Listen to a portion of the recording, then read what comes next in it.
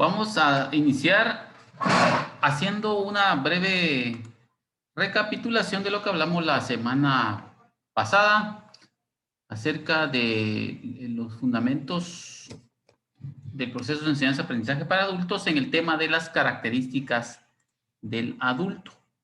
Entonces habíamos desarrollado ya estas partes hasta llegar a las características del adulto. Veíamos las tres etapas de la adultez, ¿verdad? La adultez temprana, la intermedia y la adultez tardía. Y en esto pues es importante destacar la importancia de reconocer cuáles son las características de estas etapas para que podamos nosotros tomar en cuenta la importancia de la formación y sobre todo la aplicación de un método adecuado para el aprendizaje en los jóvenes y, por qué no decirlo, también los adultos. Cuando hablo de jóvenes me estoy refiriendo a una edad en la cual pues ya se asume una función social con capacidad legal, una mayoría de edad y empieza ya el desarrollo de la mente del adolescente en una transición hacia la juventud y por lo tanto a su incorporación en las actividades sociales eh, productivas. Hablamos de que se incorporan a la fuerza laboral del trabajo, asumen un rol, pues algunos se incorporan o forman su propia familia y pues otros deciden optar por los estudios y cuántas otras eventualidades suceden que definen a las características de un joven en la adultez temprana. Hablamos la combinación del ciclo vital, la profesión, que es importante, y cómo se va ubicando socialmente. Es decir, a trabajar, a incorporarse para una función productiva, conforma una familia. Algunos pues lo hacen a temprana edad, pero en las ciudades, por ejemplo, en los países desarrollados, en las urbes, se está viendo la conformación de la familia como algo no, no prioritario y como algo que puede pasar a segundo plano, entonces no, pues, no cobra mayor relevancia. Se dice también que se adquiere una ideología, una forma de pensar, eso tiene que ver con la madurez moral. Yo creo que aquí habla de la espiritualidad en la clase intermedia. Tiene que ver con la espiritualidad, la adquisición de una ideología, una forma de pensar, una crítica a la sociedad, o sea, ya se empieza a criticar como que al presidente, como que a la administración del gobierno, se empieza a cuestionar a las autoridades y o sea, el criterio ya está bien formado. Entonces, es importante que nos destaquemos esas características de la adultez. La adultez intermedia, la madurez aquí, en la adultez intermedia que está más o menos de, ¿qué? De los a 30, 40 años hasta los 50 es donde se producen los más grandes logros de la vida. Es decir, tanto en los logros familiares, es decir, se conforma una familia, se tienen los hijos y los hijos van creciendo. Eh, hay producción de riqueza. En esta etapa, pues es donde se hace la casita, se hace el carro, se hacen algunos bienes materiales. Hay una estabilidad económica, hay fuerza para trabajar y para producir y entonces simplemente es un preámbulo a la adultez tardía, que pues por sus características habíamos visto que es donde ya las personas pasan al retiro económico, ya cesan las responsabilidades y no hay mayores ocupaciones. Entonces ya hay un poquito más de tiempo como para un hobby, como para un entretenimiento. Algunos optan por estudiar, es importante, ¿verdad? Y otros pues deciden simplemente no continuar pues con las actividades académicas, pero es importante que reconozcamos esto, ¿verdad? Si en nuestro grupo tenemos algunas personas de adultez tardía, pues hay que tratarlas con todo el cariño, con toda la dedicación del mundo, porque son personas que ven una ocupación, los estudios, una actividad de aprendizaje como algo muy, muy importante. Por lo tanto, no están para perder su tiempo. Y eso es lo que habíamos visto entre las características de las personas adultas, le motivan los temas relevantes para su desarrollo laboral, estudia y aprende lo que le interesa, no está perdiendo su tiempo, si está sentado frente a una pantalla, si está poniéndole atención a una clase es porque le interesa, le interesa lo que pues buscó en su curso o en su materia o en la carrera que está estudiando. Las características de las personas adultas, pues también tienen la capacidad de autodirigirse o autorregularse. Eso significa que pueden tomar decisiones fácilmente. Déjenme enviar un mensaje.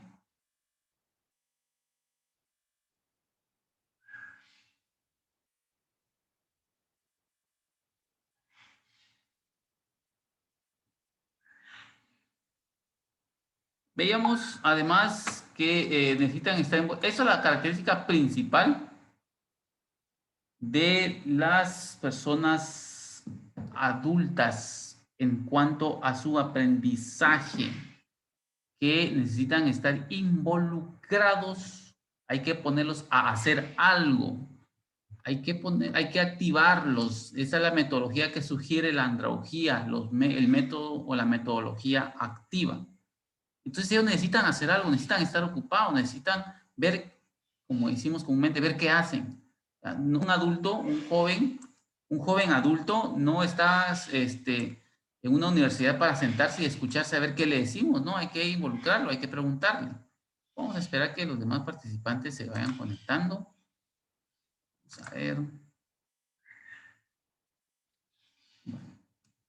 Vamos a dar un poquito más de tiempo a todo lo que voy haciendo el repaso. Vean, esto también es importante.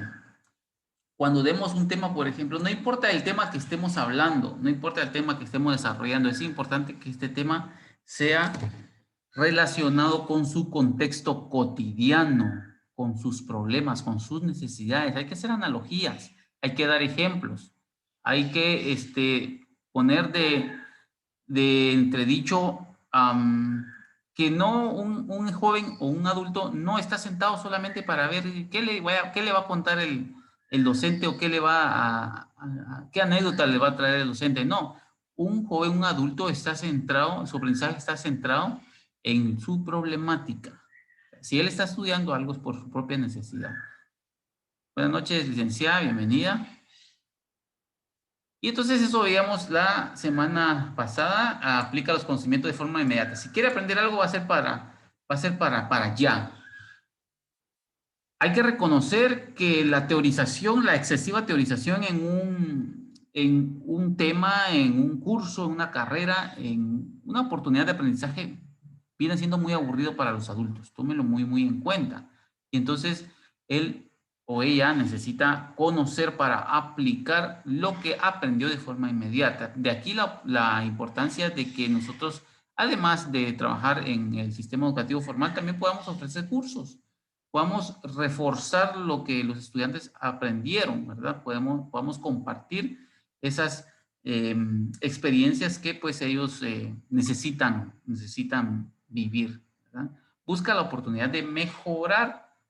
Si están aprendiendo algo es porque quieren mejorar, porque quieren superar, porque quieren cambiar su realidad, porque están conscientes de una realidad que, pues, infortunadamente, esa es la palabra correcta, infortunadamente está centrada en las capacidades, ¿verdad? Nosotros vendemos nuestras capacidades a las empresas, es decir, el que sabe, por ejemplo, ¿qué le digo yo? Operar una computadora, entonces necesita aprender eso y es consciente el adulto para involucrarse. Entonces, hay que centrarse en las habilidades que los adultos tienen. Entonces, todo lo que tenga que ver con el conocimiento, todo lo que tenga que ver con los cursos, con el aprendizaje de los adultos, por favor, tomen en cuenta sus habilidades. Muy bien.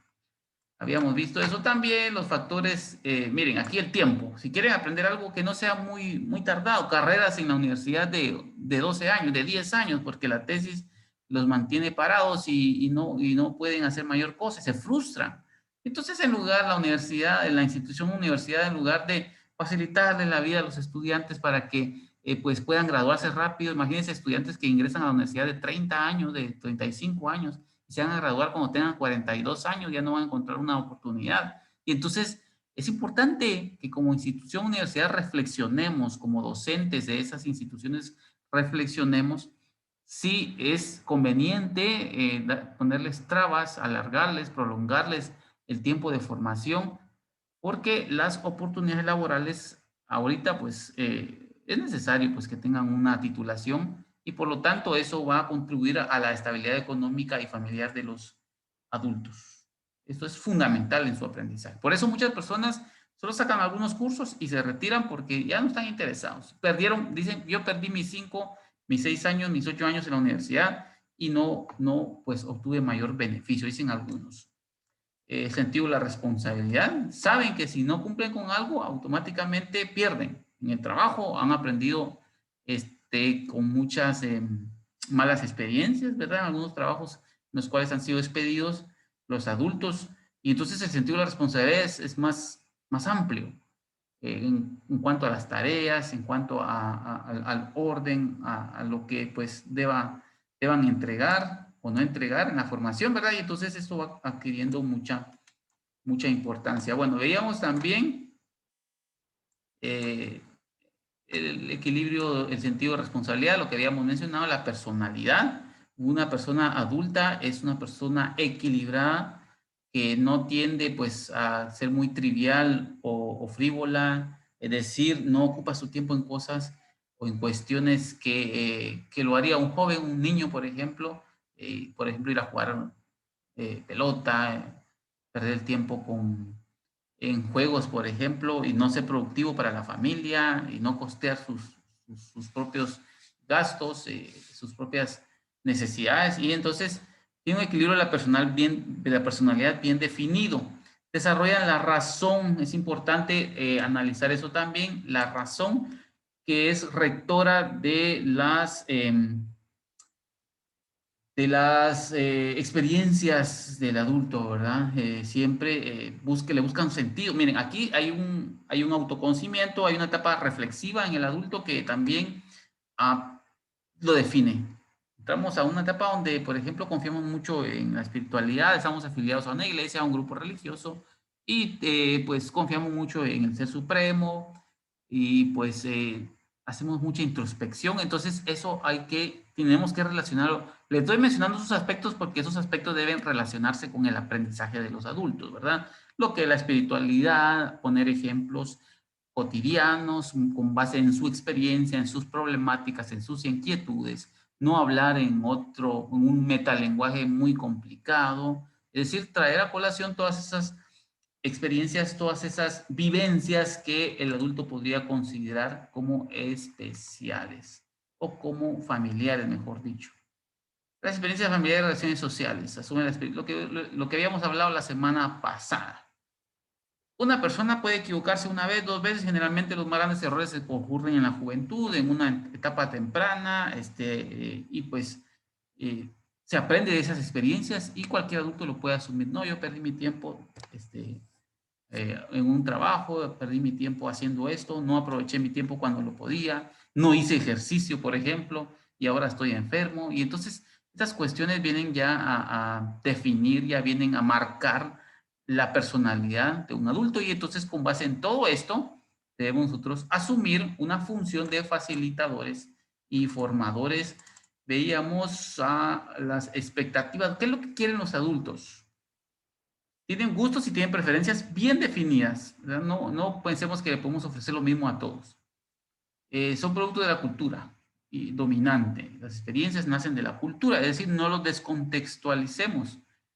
Busca el aprendizaje esperando el éxito. Ellos quieren ganar más dinero. Así es simple, no lo vamos a dar mucha vuelta al asunto. Quieren que les llamen licenciados, licenciadas, ingenieros, ingenieras, que le digan que son expertos en hacer pan, en reparar carros, por ejemplo, que son expertos en operar una computadora. Eso es lo que ellos buscan, ser exitosos, es decir, tener una mayor capacidad de adquisición y formarse un nombre entre su comunidad o en sus conocidos, ¿verdad? En sus círculos sociales. Eso es lo que busca un adulto. Porque para qué vamos a darle mucha vuelta al asunto, eso es lo que busca superarse. Pide que se realimente en cada etapa de su formación.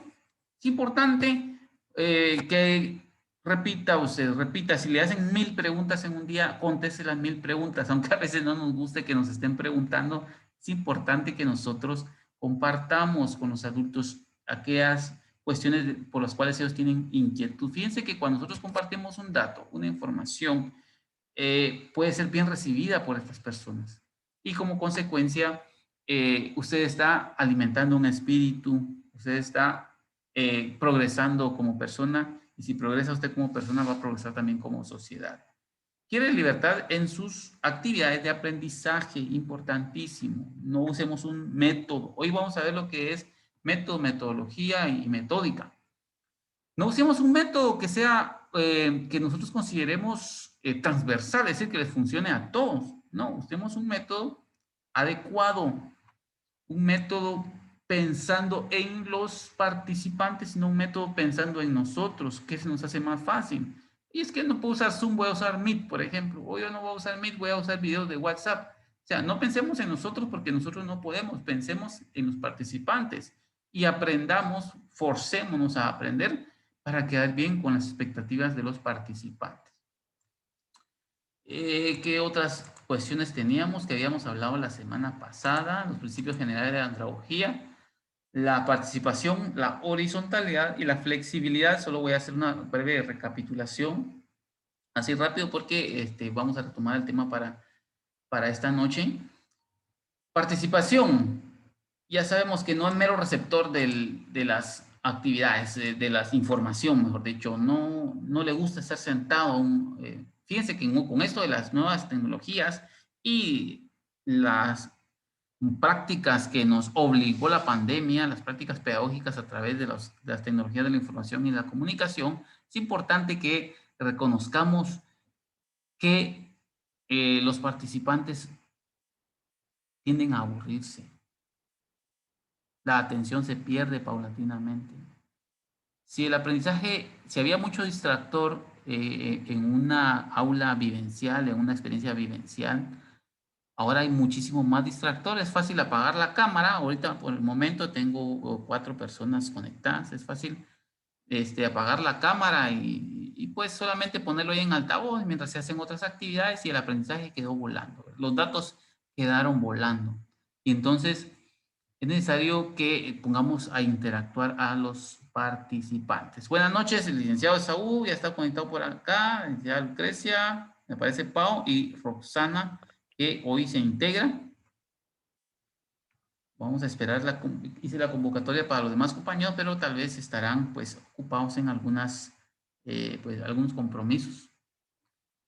Aquí pueden usar el chat, ya lo saben. Buenas noches, Roxana está saludando en el chat. Ya saben que pueden usarlo también como recurso por si no quieren pues activar su micrófono. Habíamos visto además la horizontalidad, no el facilitador, el catedrático universitario, el instructor, el tutor no es superior al estudiante, nunca vamos a pensar eso. Que le aventajemos por algunos datos, por alguna información, por un poco de conocimiento, no significa que usted sea superior y que le vaya a dar la prerrogativa de que usted tenga la razón, o sea, de tener la razón absoluta. No, muchas veces nos equivocamos, nos pueden corregir. Buenas noches y muchísimos saludos a usted también, licenciada Lucrecia, está conectando también, está saludando en el chat. Entonces hablamos de que la horizontalidad es un factor, un principio elemental de la andragogía. Estamos al mismo nivel, somos adultos. No importa si nos aventajan en la edad, pero tenemos compromisos sociales, tenemos inquietudes, tenemos preferencias, queremos fines inmediatos, es decir, resultados inmediatos, perdón. Tenemos los mismos intereses y si estudiamos y si estudiamos y nos preparamos, porque queremos progresar. Entonces tenemos características muy similares, casi idénticas, por lo tanto no se puede considerar el tutor, el catedrático universitario, el profesor o el docente superior al participante. Entonces, dicho esto, tomarlo en cuenta en nuestras sesiones de formación con nuestros apreciados participantes. Las intensidades de las vivencias pueden cambiar, algunos pues son más intensos pues en el aprendizaje, les gusta aprender, nos comentaba, no sé si el licenciado Saúl nos comentaba de un participante pues que le cuestionaba y eso suele suceder, ¿verdad? Entonces porque algunos tienen algunas experiencias y nos pueden compartir. Los participantes, el testimonio de los participantes son fuentes valiosas de información que podemos aprovechar en nuestras sesiones, por lo tanto hay que aprovechar. Vamos a ver, dados compromisos personales. Eso no lo habíamos visto, la flexibilidad. Es importante la flexibilidad. Eso es lo que más me entristece a mí cuando yo me recuerdo de la universidad. Un maestro me recuerdo que tuve en la universidad, que el último día antes de que él subiera el acta, fíjense, no sé si es ético lo que estoy diciendo o todo lo contrario, pero quiero compartirles esta experiencia.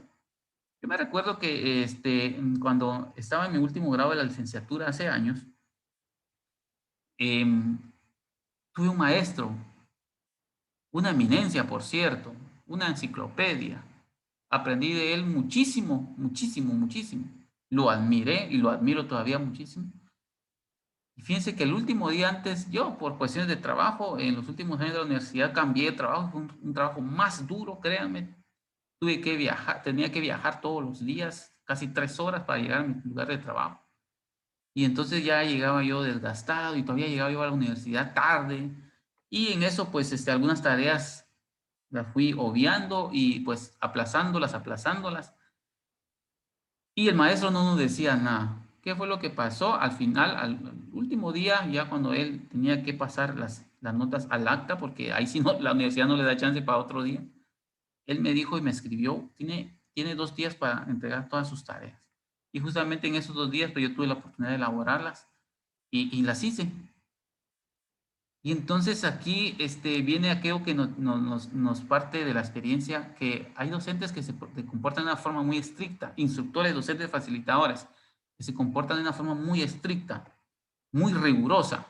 No dan margen a entregar tareas, no dan margen a entregar tareas extemporáneas, no dan margen a ser flexibles por ejemplo, en los requerimientos de las tareas, las exposiciones, por ejemplo.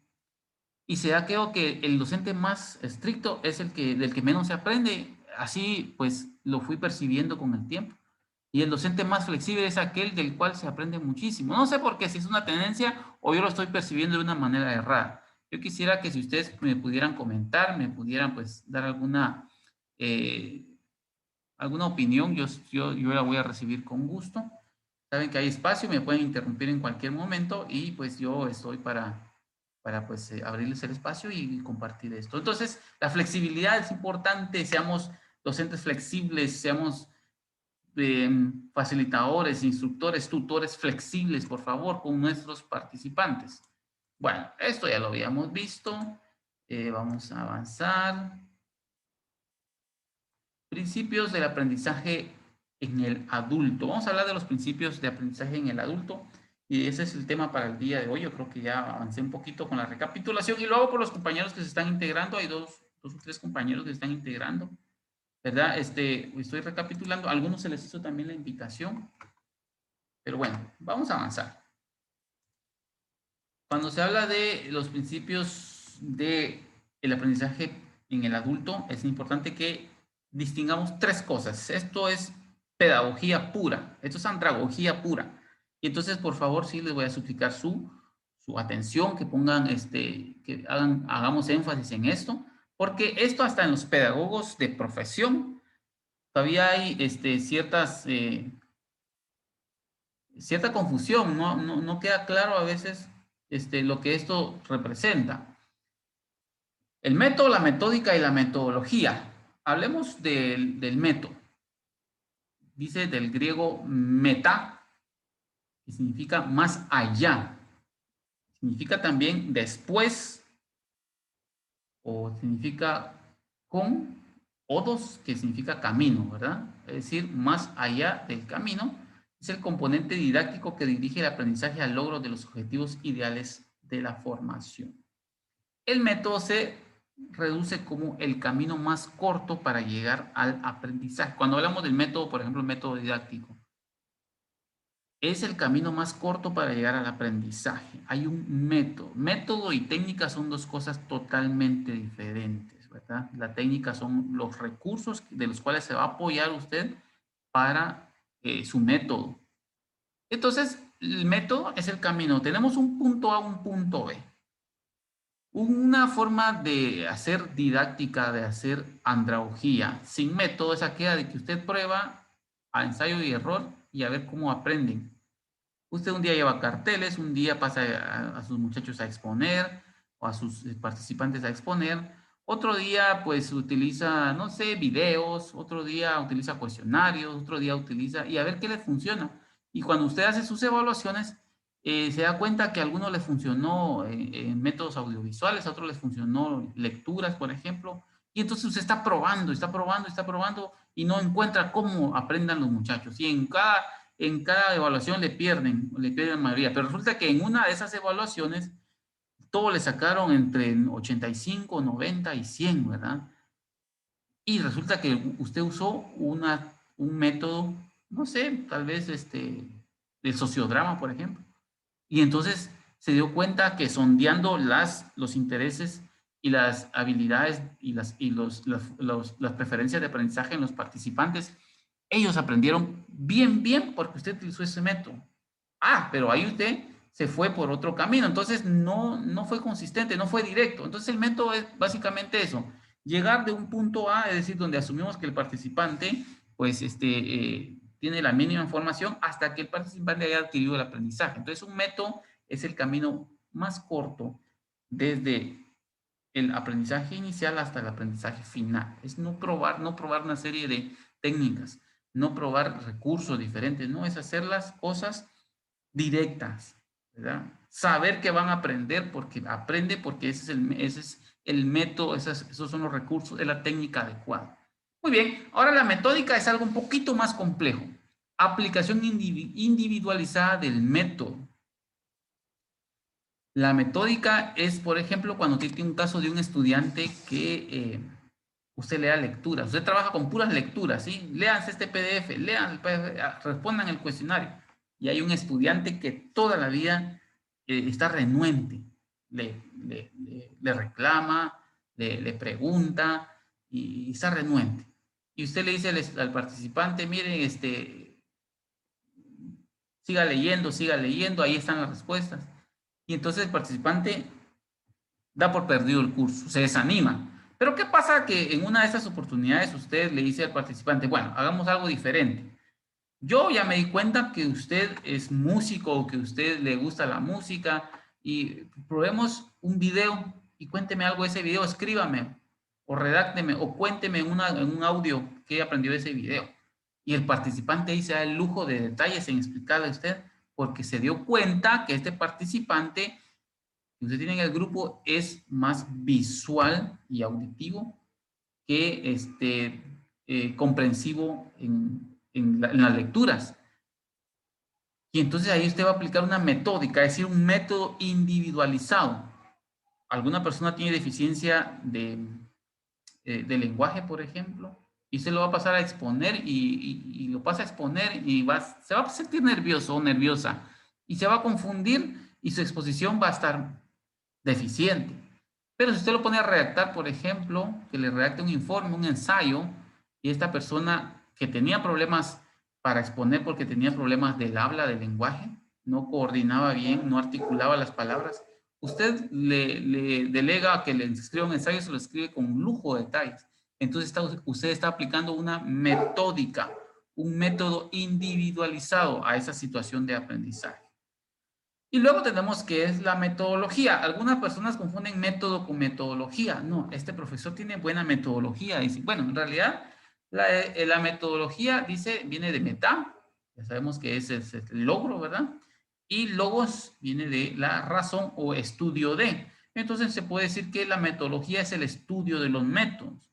Entonces, como pedagogos, andragogos o estudiantes de andragogía que somos ahorita, vamos a considerar que la metodología es lo que estamos haciendo ahorita. Vamos a estudiar qué métodos existen para lograr el aprendizaje de los adultos. Entonces, metodología es el estudio de los métodos. No es la forma en que el docente o el facilitador hace efectivo el aprendizaje. No, eso se llama método. No es, la metodología no es cuando un docente le enseña a un participante en especial y efectivamente aprendió. No, eso es metódica. Entonces, metodología es el estudio de los métodos. Entonces, cuando usted quiera decir, por ejemplo, que un docente enseña bien y usa las técnicas adecuadas, dígale tiene buen método, no diga tiene buena metodología. No se confunda, por favor. Bueno, no sé si hasta el momento hay algún comentario, alguna opinión. Me gustaría, miren, de hecho, estamos ya aplicando los principios de la andragogía, la participación, quiero escucharlos. No se me sientan, no se me sientan muy, ahí como, avergonzados, tímidos, no sé. Platiquemos. Estoy dejando el espacio y quiero pues que entremos en ese clima, que desde ya pongamos en práctica lo que estamos aprendiendo. ¿Alguna opinión con respecto al método, la metódica, la metodología? ¿Han tenido ustedes participantes? Me gustaría que me respondieran. ¿Han tenido ustedes participantes que no aprenden ustedes? Y usted da un tema una y otra vez y los participantes pareciera que no asimilaran. ¿Será que en realidad su información está muy compleja? ¿O será en realidad que nosotros no estamos sondeando las preferencias de aprendizaje, las inteligencias en los participantes? Porque eso es un tema también de este curso. ¿Cuáles son esas inteligencias que los participantes pueden tener despiertas? Las inteligencias que lo vuelven receptivos al aprendizaje. No sé si me quieran compartir alguna experiencia. Si no hay, bajamos una consulta, dice Cris, la metodología entonces no son los pasos o procesos a seguir. Bueno, es el estudio. Los pasos definidos como tal, Cris, son los métodos, los pasos a seguir. El método es el camino, por eso dice meta, el camino, y O2 viene, pues O2 es el camino, es decir, los pasos a seguir, el O2, ¿verdad? Paso 1, sondeo aprendizajes previos. Paso 2, hago una dinámica de sensibilización. Paso 3, aplico una presentación interactiva. Paso 4, hago una recapitulación. Paso 5, compruebo aprendizaje. Paso 6, hago una introducción al siguiente tema. Entonces, esos pasos, eso es el método, ¿sí? La técnica son los recursos que va a utilizar usted. Y fíjense que cuando vayamos a llegar a este tema, qué entretenido se va a poner usted. Sí, les prometo que se va a poner entretenido. Y aquí vamos a cuestionar. Miren, el problema está en que idealizamos nosotros todo esto y al final nos quedamos haciendo lo mismo todo el tiempo. A mí me gustaría estar con ustedes frente a frente, cara a cara, y hacer aquellas dinámicas bien bonitas donde nos conocemos, nos damos la mano, interactuamos, pero ahora lamentablemente con esta situación de pandemia, pues muchas de estas cuestiones pues han quedado en segundo plano, pero no quiere decir que se vayan a descartar totalmente. Yo espero y tengo la confianza que algún día pues logremos otra vez convivir presencialmente. Bueno, estamos ahí entonces, mi estimada Cris, muchas gracias por preguntar. Aquí hay otro mensaje, vamos a leer. Muy bien. Ahí estamos, Cris, para servirle. Me gusta. Escriban. Si ustedes tienen pena que les escuchen, pues escriban y de alguna forma, pues, esto va a ser, sirve de mucho. Es posible que su duda coincida con la duda de otro participante y eso es la importancia de la participación en el tema andragógico. Muy bien. Hola, Lick, buenas noches. Buenas noches, mi estimado Lick. Lo escucho. Cuénteme. Gracias, muy amable. Esto es muy importante, parte de los métodos. Yo quiero Sí. compartirle a usted algo muy importante. Dígame. Eh, la mayoría de nosotros los docentes, por situaciones de tiempo, a veces no nos da ese espacio para controlar a la cantidad de estudiantes. Entonces, la mayoría, yo no sé cómo trabajan, ¿verdad? Pero nosotros nos dedicamos a trabajar con el grupo, pero sí es muy Ah, importante conocer, individualizar a los estudiantes, porque sí hay muchos que como que no les afecta la forma en que uno trabaja. Pero como le digo, el tiempo a veces no nos da para para estar individualizando. Entonces, esto es muy importante ir conociéndolo porque hay estudiantes que se van quedando por esta misma razón, de que no nos damos cuenta a veces que estudiantes como que no asimilan la forma en que uno imparte su clase. Entonces, qué bueno que con esto, pues nosotros nos va a ayudar bastante a ir conociendo como le digo, el problema es el tiempo que le dan a uno en cada curso. Pero yo digo que sí debe de tener uno, por ejemplo, unos 5 o 10 minutos, aprovechar esos momentos para ir conociendo a cada uno de los estudiantes y ver en dónde hay problemas con cada uno. Entonces, qué bueno, porque esto ayuda a conocer cada uno de los estudiantes y también le quiero comentar algo sobre la flexibilidad que usted comentó anteriormente. Claro. Esto para mí ha sido muy importante. Yo me pongo en el lugar de los estudiantes, que nosotros fuimos estudiantes Claro. y conocemos a veces no conocemos a veces los problemas que cada uno de ellos tiene. Nosotros no individualizamos, lo que agarramos el grupo completo, no sabemos qué problema tiene cada uno de ellos para aprender. Entonces es muy importante ser uno más flexible. Yo siempre, en toda mi vida de que he trabajado, he sido muy flexible con ellos.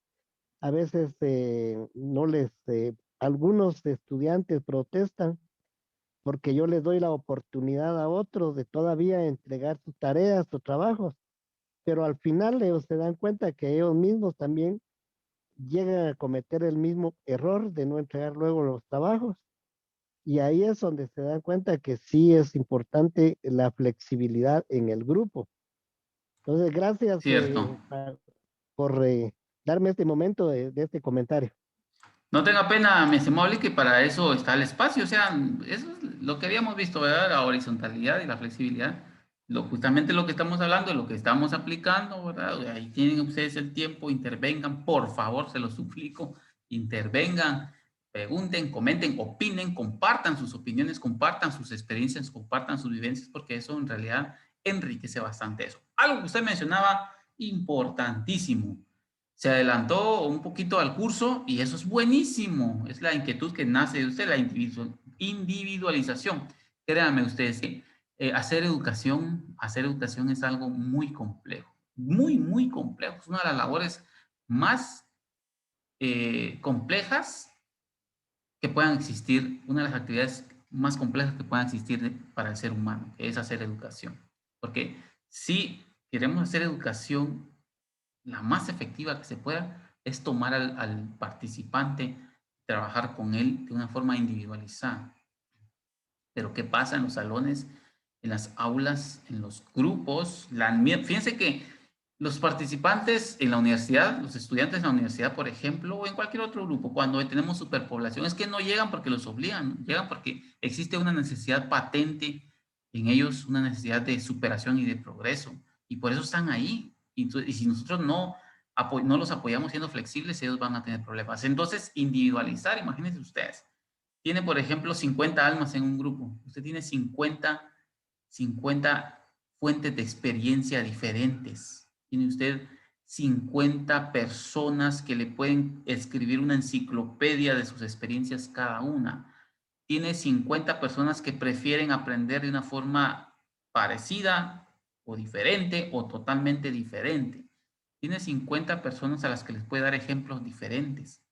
Y entonces el hecho educativo se vuelve más difícil a medida que la población crece.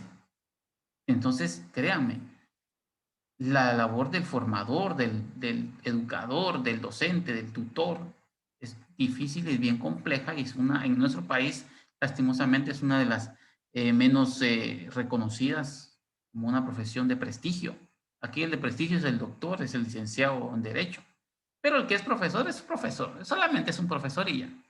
Pero sin embargo, pues es el que está formando a los futuros ciudadanos, es el que está tejiendo la base de una sociedad en armonía, una sociedad que va rumbo al progreso, y eso no lo reconocen nuestros gobernadores, pues nuestras autoridades en el gobierno, y pues resulta ser algo muy triste, ¿verdad? Muchas gracias, licenciado.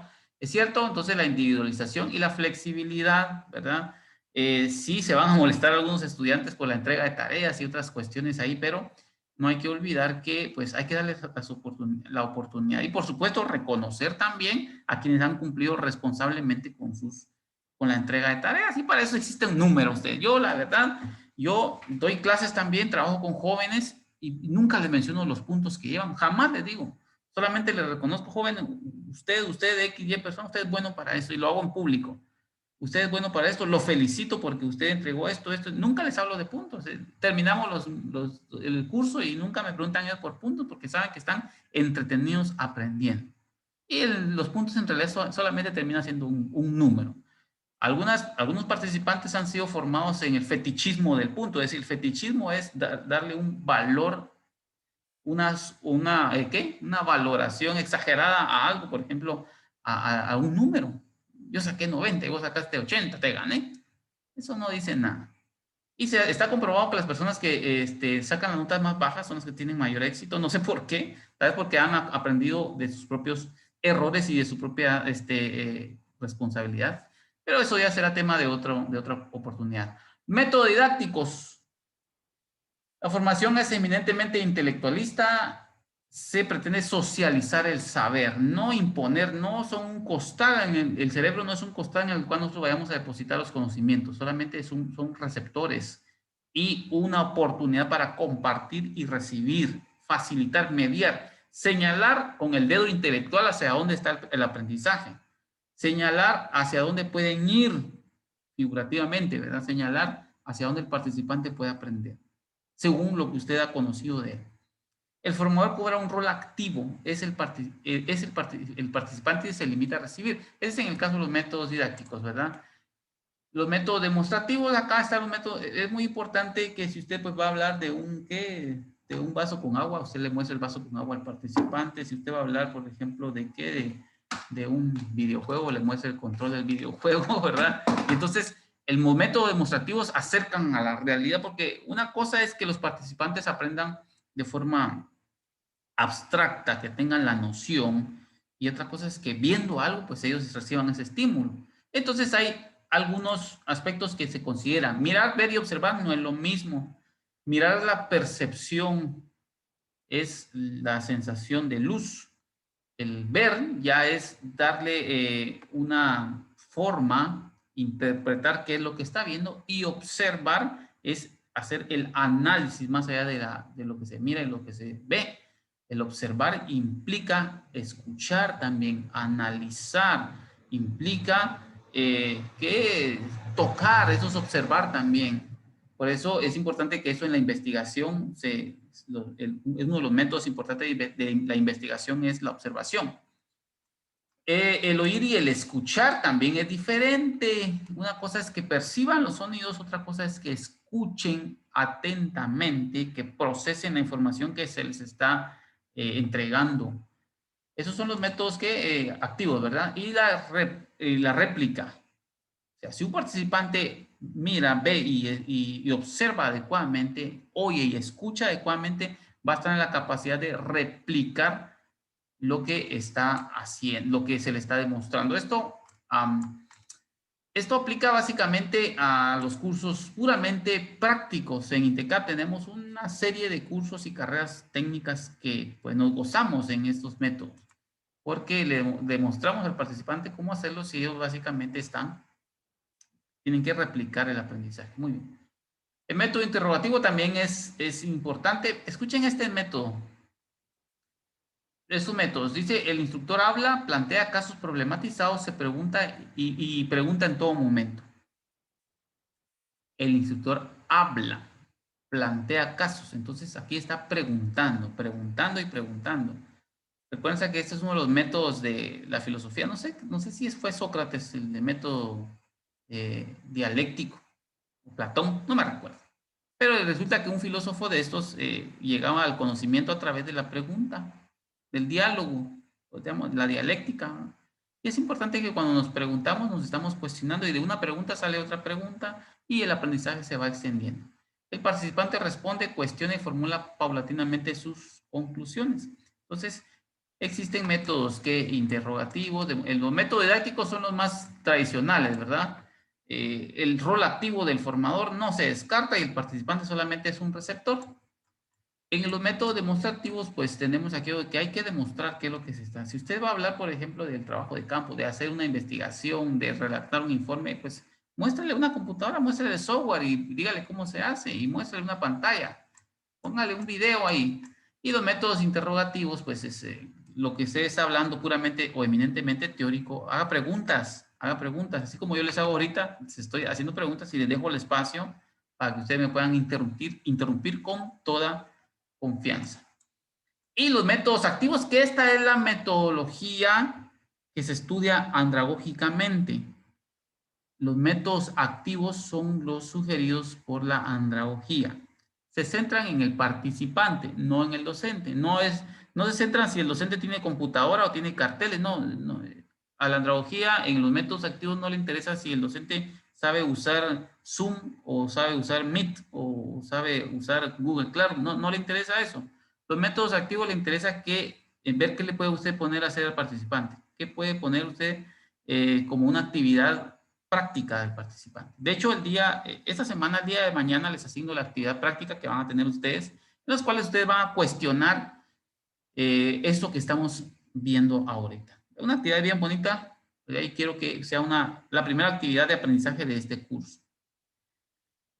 Alterna activamente con la dirección del formador, o sea, las dos partes son activas, formador, participante, formador, participante. Hay una dialéctica, una interacción ahí importante que pues va a nutrir el aprendizaje del participante. Busca desarrollar el pensamiento crítico y la creatividad.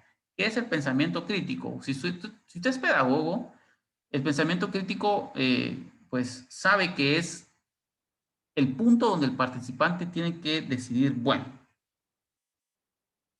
¿leo el libro A o leo el libro B? Ese es un pensamiento crítico, es decir, él tiene juicio, tiene criterio para decidir. No, el pensamiento crítico no es aquel que decir que el gobierno se roba el dinero, que no hay vacunas porque se desviaron esos fondos. No, eso no es pensamiento crítico, eso es crítica social. Crítica social. El pensamiento crítico es tomar una decisión de forma correcta. ¿Sí? Tener un juicio, un criterio, en donde se pueda decidir si el participante quiere aprender con un video o quiere aprender con un texto, por ejemplo. El participante ya tiene que saber qué es lo que a él le gusta, cuáles son sus intereses, los intereses que le mueven a él a aprender. Entonces, si el participante tiene autoconocimiento, si usted le ha guiado a que se conozca a él personalmente, entonces va a tener un pensamiento crítico, va a poder decidir efectivamente. La creatividad, póngalo a hacer algo. Déjelo que escriba libremente en prosa. Deje que tome fotografías, que haga un video. Miren cuántas cosas hay que se pueden hacer ahorita sin la presencialidad que tanto nos gustaba. A mí me fascina la presencialidad. Me encanta verlos a los ojos, me encanta pasearme por el medio del aula, me encanta hacer mi presentación en una cañonera, hacer mis carteles, ponerlos a ustedes a platicar, hacer grupos. Me encanta eso, pero dada la circunstancia, estamos un poquito alejados de eso y tengamos confianza que eso pueda, restaurarse. Muy bien, eso ya hemos visto. Las conclusiones, ¿verdad? Aquí, por ejemplo, yo tenía, hoy ha sido un gran día, son las conclusiones del participante. Imagínense que un participante escriba eso en un cuaderno. Qué satisfacción nos daría leer eso. Hoy ha sido un gran día. Aprendí que un tornillo se ajusta hacia la derecha y se afloja hacia la izquierda. Trabajar en equipo no es lo mismo que trabajar en grupo. Cada participante aprende a diferente ritmo y con diferentes canales de aprendizaje. Planificar es tan importante como desarrollar la clase. Qué bonito cuando nosotros leemos las conclusiones, la nota de los estudiantes y podemos darnos cuenta que nuestra intervención fue efectiva. Bueno, no sé si hay alguna pregunta, alguna opinión antes de pasar a la otra cápsula del tema. ¿Alguna opinión? Me gustaría pues escucharlas. Si no hay alguna otra pregunta. ¿Alguna opinión? No, no hay. Muy bien.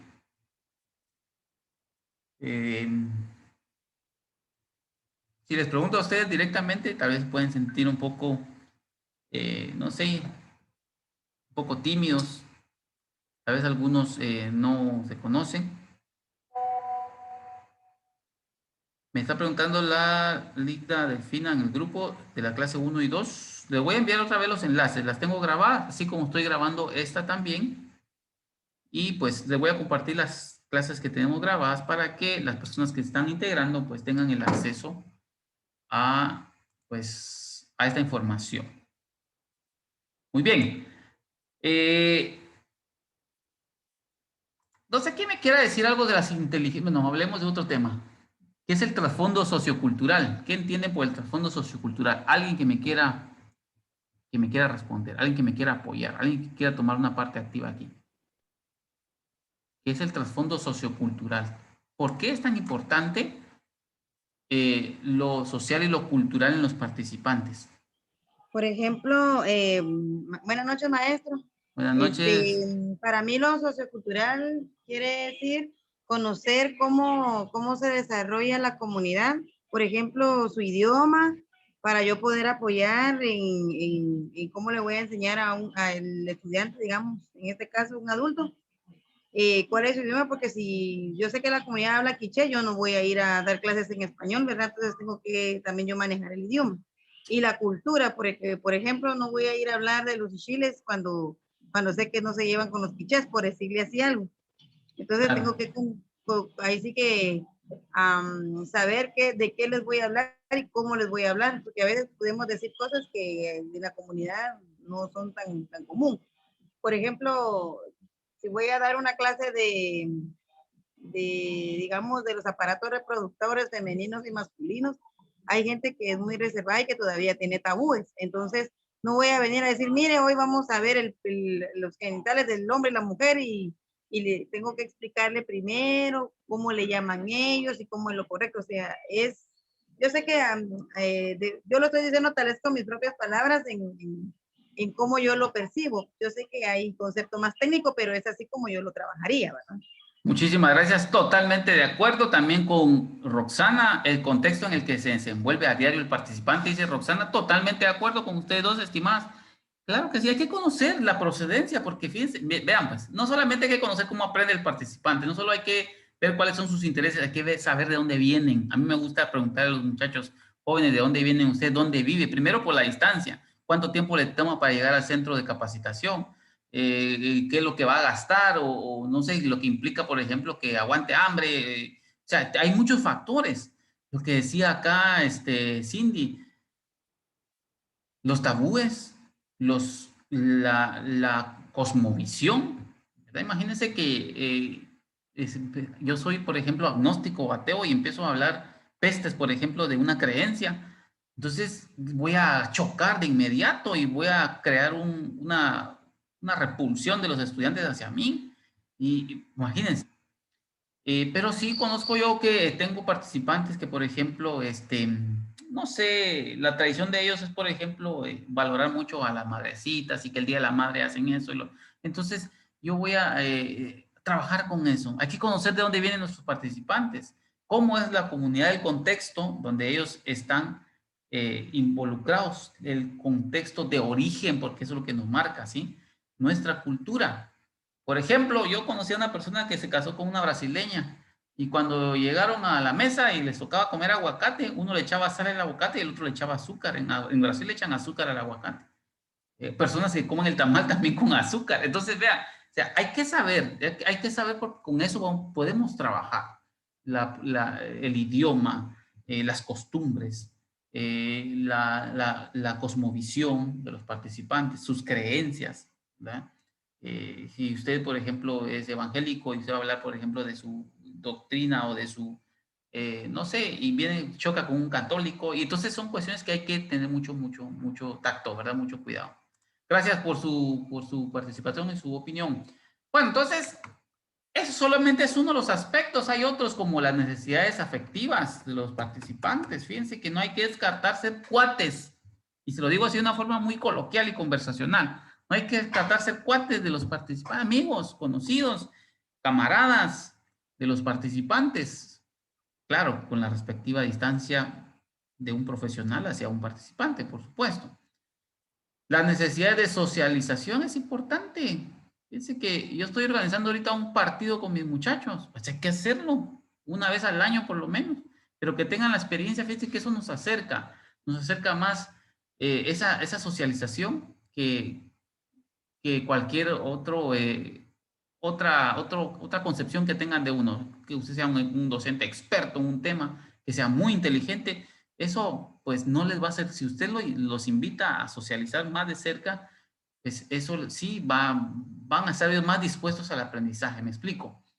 Inteligencias múltiples, tan de moda que están las inteligencias múltiples. Ya van 9 inteligencias, empezaron con 7, después 8, ahora 9.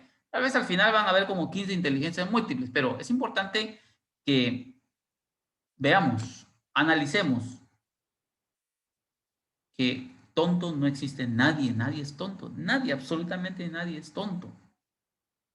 Que sepa alguien matemáticas, esa es una persona que su inteligencia es la lógico-matemática. Que alguien sepa, por ejemplo, interpretar un instrumento, pero que no sepa dar oratoria, es una persona que tiene inteligencia musical. Que una persona, por ejemplo, ame visitar las lagunas, los volcanes, los ríos, pero le cuesta, por ejemplo, reconocer, ¿qué? Sonidos. Entonces tiene una inteligencia naturalista. Vean qué complicado se vuelve esto. Saberes previos, por favor, siempre preguntemos qué es lo que saben acerca del tema. Yo lo he hecho. ¿Qué es lo que sabemos acerca del tema? Ningún participante es una hoja en blanco. Ustedes vinieron a este curso porque tienen la intención de aprender algo sobre la base de un aprendizaje previo en la universidad, en la experiencia, en el trabajo. Entonces, todos los participantes tienen saberes previos y sobre esos cimientos son sobre los cuales nosotros debemos seguir construyendo los aprendizajes.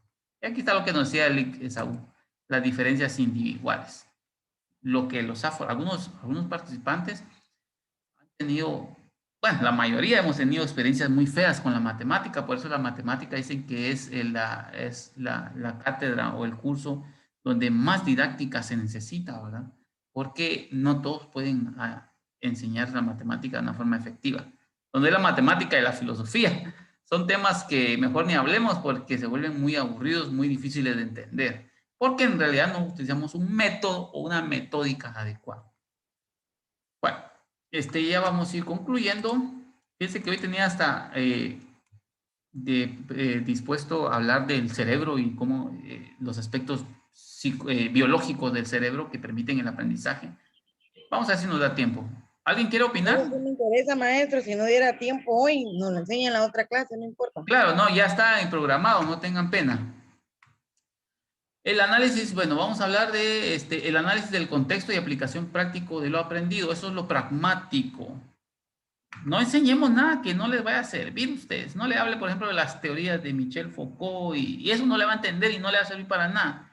Del trinomio cuadrado perfecto. Solo le va a servir para ejercitarse mentalmente y aprender un poco de matemática, pero en la vida no le va a servir de mucho. Entonces no hagamos énfasis en esos datos que pues solamente resultan ser redundantes y poco prácticos y poco atractivos para los participantes.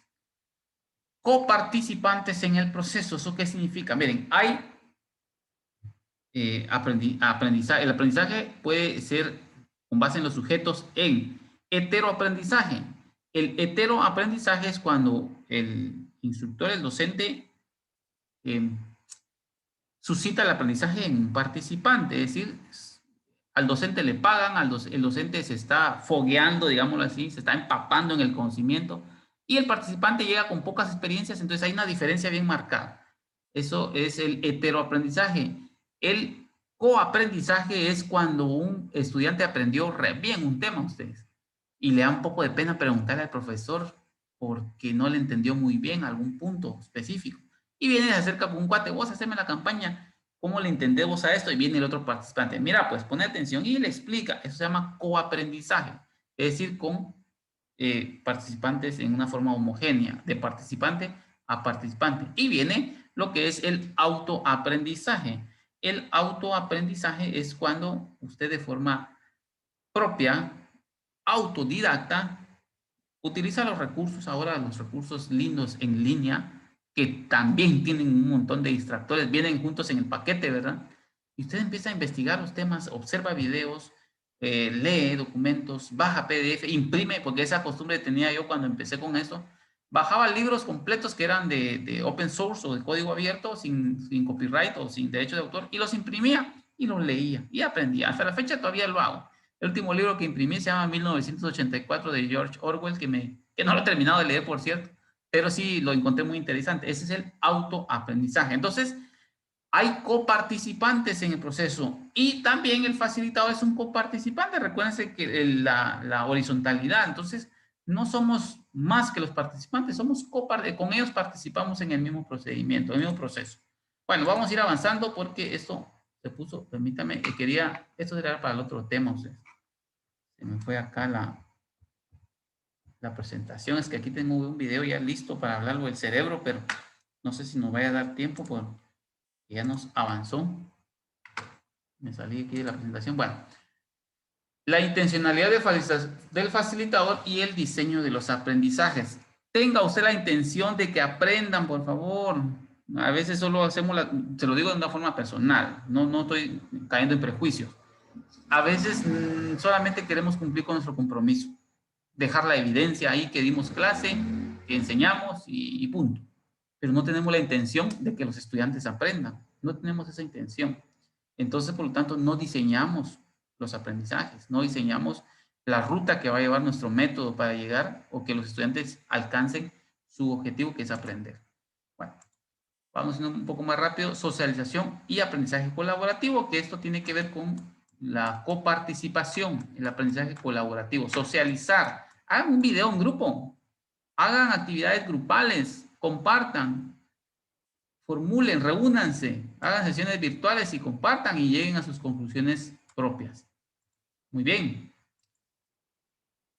Vamos a ver ahora, no sé si hay alguna duda. No sé si hay alguna duda, alguna intervención, alguna opinión que yo quisiera escucharlos y escucharlas. Me está fallando el mouse ustedes. Si no hay ninguna duda, alguna opinión, vamos a ver estas tres formas de enseñanza o también educación. Dice Harbansbola que existen tres sistemas en los cuales podemos aprender. Tenemos en primer lugar la enseñanza formal. Se me salió otra vez aquí la presentación. Todo por tener listo ahí el video. La enseñanza institucionalizada, controlada y jerarquizada que va desde la escuela elemental a la escuela media superior a la universidad y constituye el modelo educativo predominante. Esa es la educación formal. ¿Verdad? La enseñanza formal es la donde usted se inscribe para una matrícula, no llegó a los puntos, perdió, repite el curso o repite la carrera o se cambia de carrera en el peor de los casos y la institución no pierde nada, a menos que sea una institución privada. Pero si es una institución nacional, entonces como que los docentes tienen más oportunidad de hacer perder o dejar que pierdan. Fíjense, es diferente, hacer perder o dejar que pierdan. Son dos cosas totalmente diferentes. Que pierdan en los estudiantes sus puntitos y por consiguiente su curso y por consiguiente su carrera y por consiguiente, y lo más triste, lo más preocupante, su aprendizaje. Entonces, esa es la institución formal, la enseñanza formal, la escuela, el instituto, el colegio, la universidad. Asimismo, existe lo que es la institución o la educación no formal. Es un proceso permanente no estructurado, gracias al cual se maduran conocimientos, aptitudes, opiniones a través de la experiencia y las relaciones con los demás. ¿Qué entendemos por la educación no formal? Se da en todo momento ustedes. La iglesia es una fuente, una institución de la educación no formal. Fíjense que lo traigo al tema y me parece pues algo de lo más familiar porque yo voy a pensar que la mayoría de ustedes asiste a alguna institución espiritual, religiosa y pues aprendemos. Yo estuve asistiendo a una iglesia, aprendí muchísimo de la Biblia y sigo todavía leyendo la Biblia porque me interesa. Entonces, esa fuente de experiencias que no están sistematizadas, no están estructuradas, no existe un lugar, no existe un aquí y ahora para aprender, sino que cualquier momento es idóneo para aprender. Esa es la enseñanza o la educación no formal. Y la educación informal es aquella en las cuales las actividades de aprendizaje están organizadas y sistematizadas fuera del sistema escolar tradicional, como una segunda oportunidad para quienes no han podido asistir a la escuela.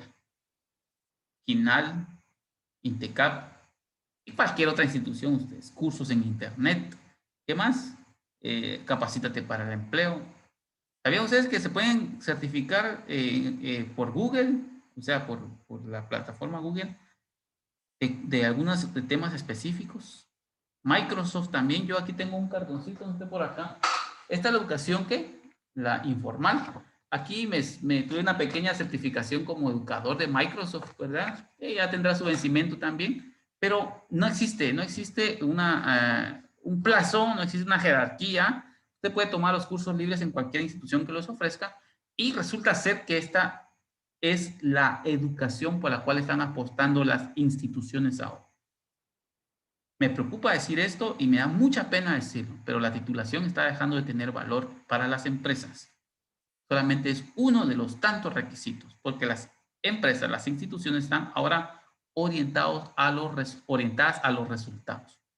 Y entonces están optando por cursos. Y entonces, vea, si usted tiene la oportunidad de capacitarse, hágalo. Tome los cursos que sea, aprenda y dele una aplicación inmediata a lo que aprendió y que esto represente algo para su superación, para su progreso, primero económico, después su realización personal y por supuesto, si usted se supera y progresa, va a superar a su familia y va a superar a la comunidad, a la sociedad. Bueno,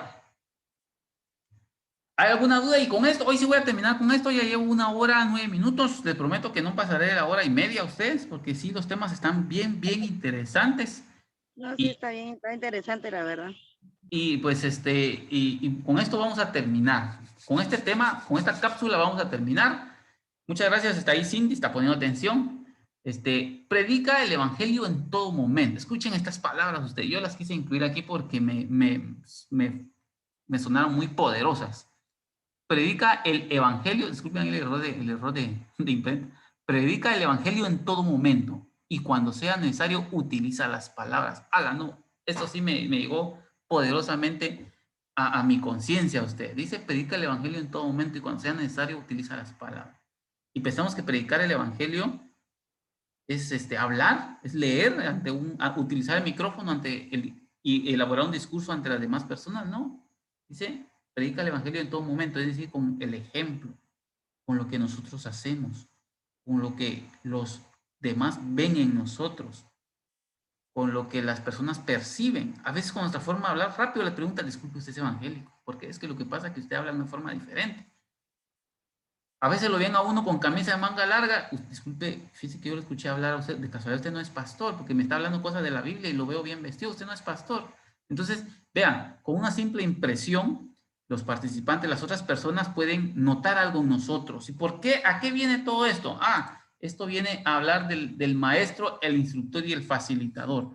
¿Cuál es el papel fundamental, el papel importante que cobra el maestro frente a los participantes? El instructor, llámele como sea, miren ustedes ahora le dicen tutor. El tutor es aquel que solo orienta, que le da un medio brochazo ahí a lo que tienen que hacer los participantes en su formación en línea. O se llama tutor, ¿verdad? Pero ya hablar de facilitador ya es un poquito más complejo. Ya hablar de instructor, alguien que da instrucciones precisas, prácticas de lo que debe hacer el participante, ya es otra cosa. Ahora hablar de maestro, ese es el nivel más amplio. El maestro, ¿verdad? Por eso los títulos de maestría, porque es un nivel de enseñanza muy, muy amplio, muy, muy grande, es un título muy ostentoso para decir que alguien está haciendo educación. Pero bueno, aquí solamente limitemos a facilitadores a todo y vamos a ver aquí algunas características. ¿Qué es y qué hace, por ejemplo, el maestro, el instructor y el facilitador?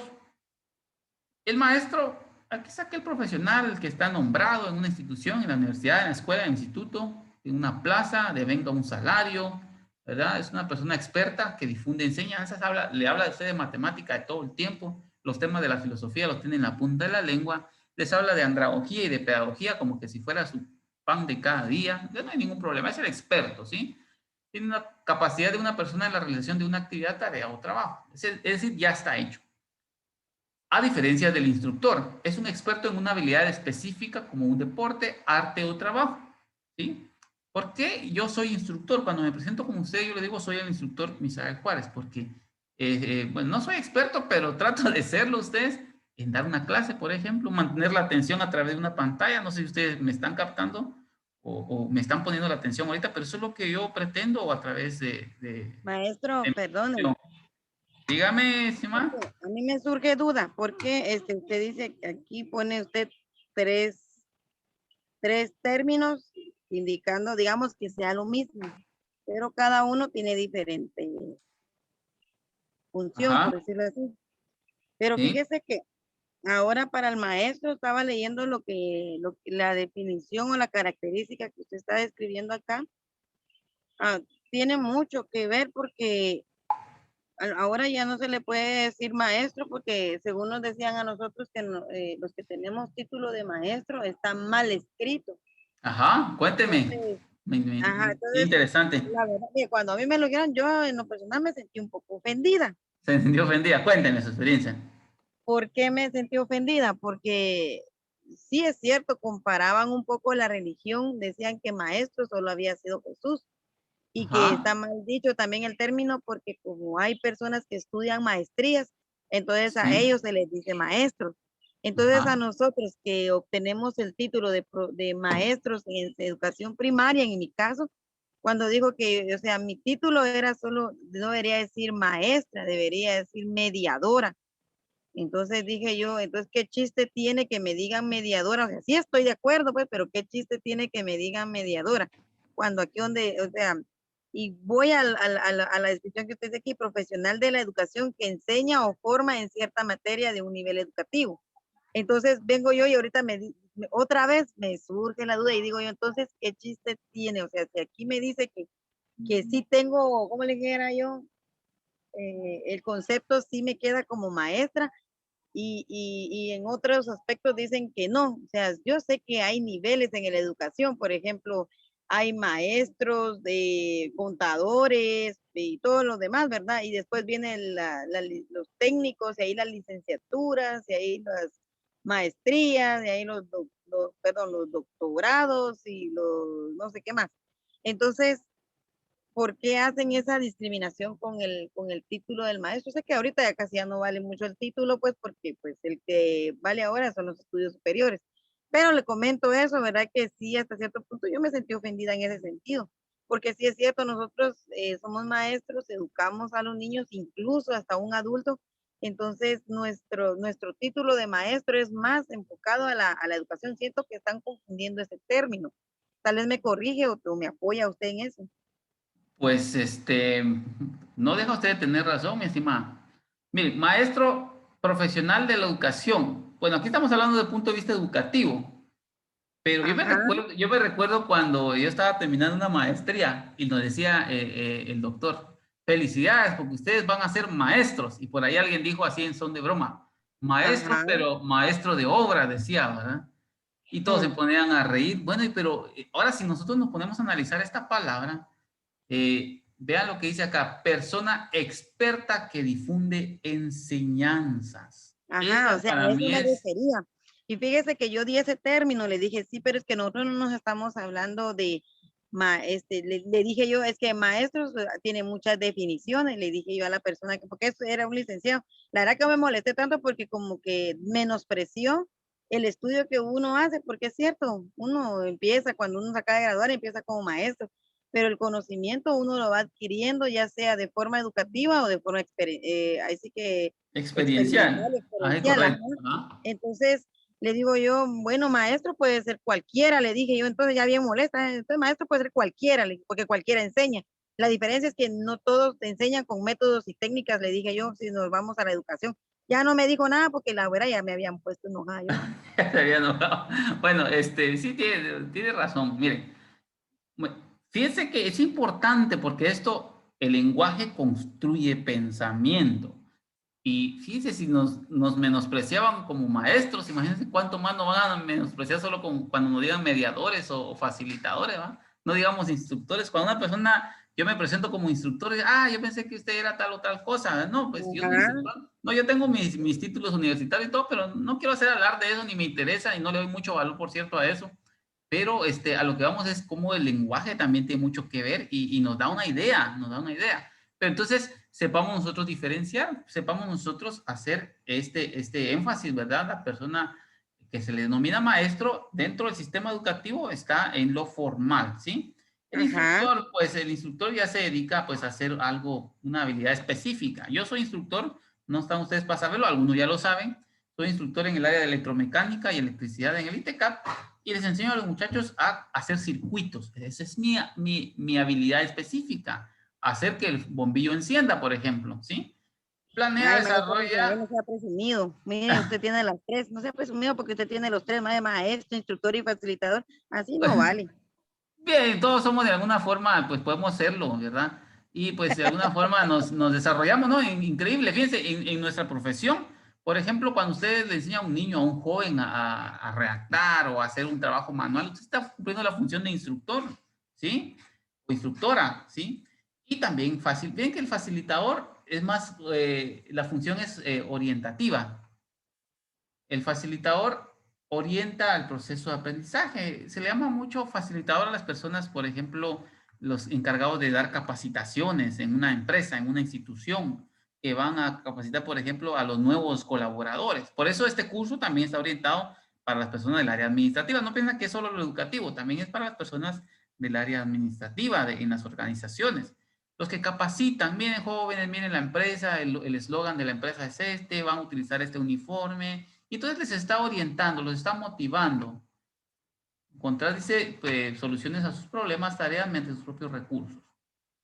¿En qué lugar encontramos? Escuela, universidad, encontramos al maestro, al instructor, cualquier organización social, laboral, artística. Aquí estoy yo, ubicado en el ITECAP.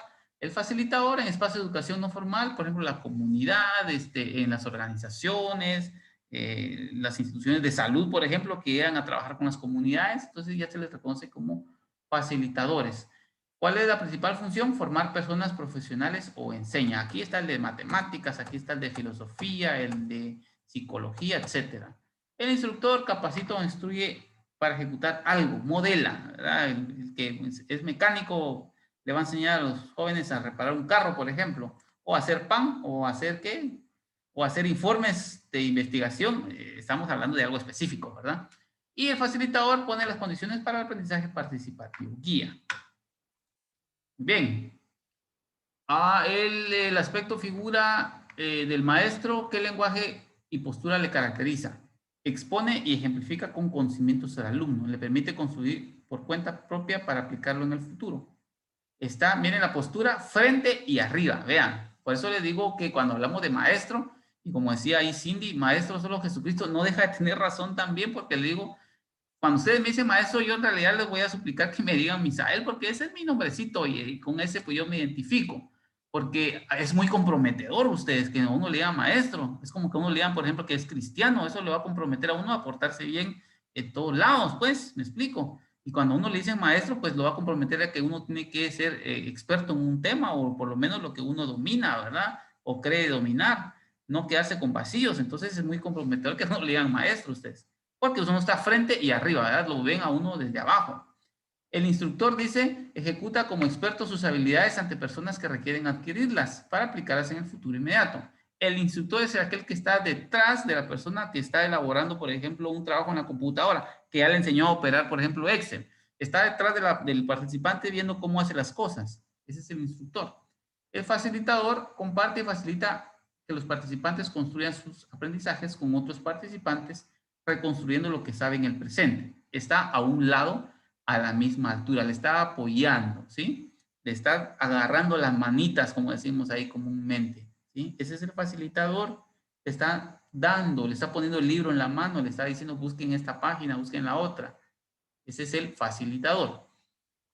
¿Cuál es el estilo que utiliza para que el grupo participe? En el caso del maestro, conduce o presenta una clase formal. Cuando nosotros hacemos una presentación, así como la que estoy ahorita haciendo yo, por ejemplo, me estoy cayendo en el papel de maestro. Estoy dándoles una presentación bien formal.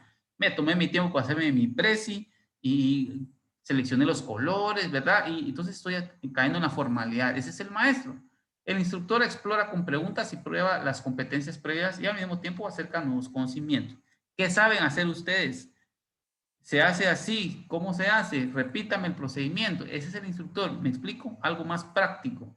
El facilitador desarrolla un tema a partir de experiencias que el grupo aporta activamente. Aquí está, por eso se llama facilitador. Y les digo a ustedes, mis estimados, estimadas, no somos o solo maestros, o solo instructores, o solo facilitadores. Esos son los momentos que nosotros podemos desarrollar. ¿Qué recursos utiliza para su labor? El programa de ciclo escolar, el CNB, el pizarrón, el libro de texto, la tecnología disponible en su centro de trabajo, ¿verdad? O sea, todo lo formal. El maestro es todo lo formal. El instructor, las competencias de instrucción, es decir, los resultados que se quieren lograr.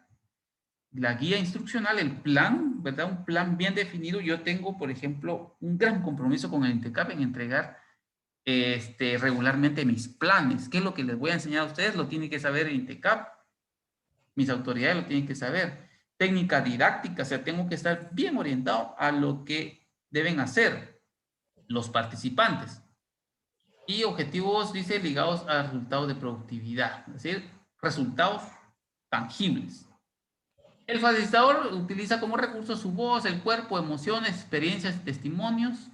Puede usar manuales, mapas, presentaciones, videos, diversidad de técnicas dinámicas y recursos validados, ¿verdad? El facilitador, como le digo, está orientado a las organizaciones, instituciones de divulgación. Sí, dígame. Mire, yo no sé, va, usted que nos está dando el curso, pero yo no estoy un poquito de acuerdo en dice competencias de instrucción, porque recuerda, es cierto, que en el maestro pues también trabaja ahora por competencias. Claro. Entonces, yo siento que eso iría más en maestro y no en instructor. Claro, muchas gracias. Y eso me gusta. Fíjense que en realidad para eso tenemos que educar a los participantes para que nos contradigan, fíjense ustedes. Me gusta que usted dé su criterio y su opinión. Tiene razón, pero cuando se habla del instructor en competencias de instrucción, es decir, por ejemplo, paso 1, prepare la herramienta. Paso 2, utilice la herramienta X. Paso 3, afloje. Paso 4, aplique el líquido. Paso 5, haga la prueba con el aparato de medición de compresión, por ejemplo. Es decir, esas competencias de instrucción son las que están bien definidas por el instructor. O sea, deben tener esas competencias bien específicas.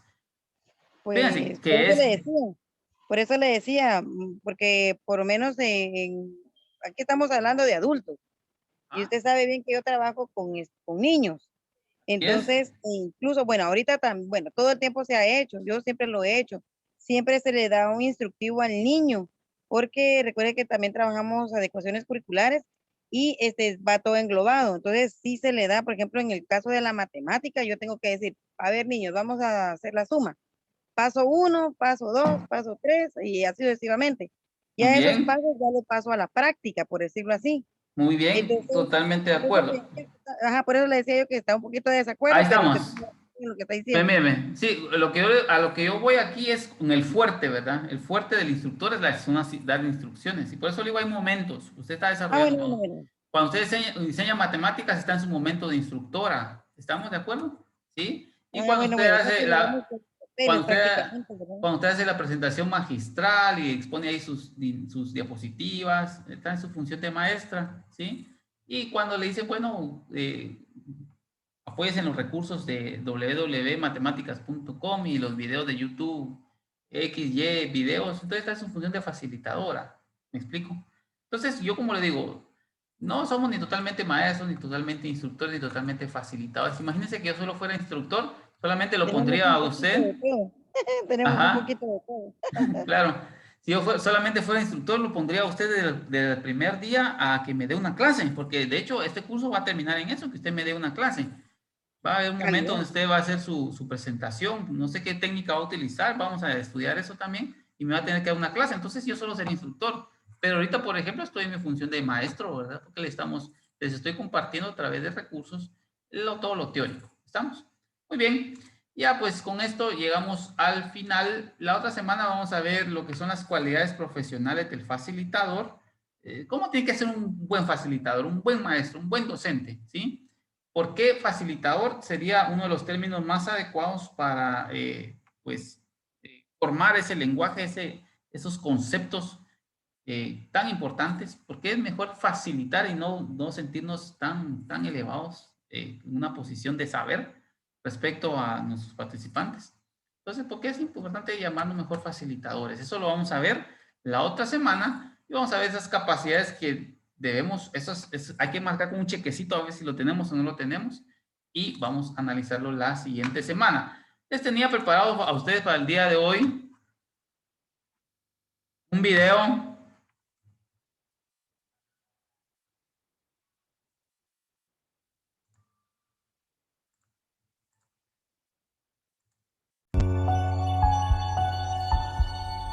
Tenía preparado a ustedes un video acerca de las partes del cerebro que lo vamos a dejar para la otra semana. Vamos a empezar hablando la otra semana sobre las características del facilitador y vamos a hablar de los aspectos biológicos del aprendizaje. ¿Cómo será el aprendizaje? Según el funcionamiento del órgano más impresionante de todo el universo, donde ocurren los procesos elementales que regulan la conducta, donde es otro universo dentro de otro universo que es la mente humana, más inexplorada que todos los océanos. Y vamos a hablar de ese tema bien interesante, ¿verdad? Porque esa bellísima obra, usted quiere de la evolución, usted quiere de la creación, sea lo que sea, tenemos en un órgano casi perfecto que nos define lo que somos, ¿verdad? Y se almacenan todas nuestras experiencias, todas nuestras virtudes, aquí están nuestros vicios, ¿verdad? Nuestro carácter, acá están nuestros prejuicios, acá está todo lo que nosotros somos, todo lo que parte de nuestra boca, de nuestra conducta, sale de este bellísimo órgano que se llama el cerebro. Y entonces la otra semana no se lo pierdan, por favor, los espero y las espero a todas y a todos para este interesante tema. Fundamentos psicobiológicos, ese sería el tema, psicobiológicos del aprendizaje, en el cual también veremos lo que es las inteligencias múltiples, las teorías de las inteligencias múltiples. Y luego pasamos al tema de teorías del aprendizaje. Y eso se pone cada vez mejor. Entonces, les invito, por favor, sean puntuales. Miren, hoy empecé solo con, ¿quién me quiere decir quién fue la primer participante? No sé si fue Pau, creo que fue la persona que me parece como Pau, fue la primera participante del día de hoy, con ella empecé. Yo empiezo porque necesito aprovechar el tiempo y necesito avanzar con la grabación. Entonces te tengo acá la grabación.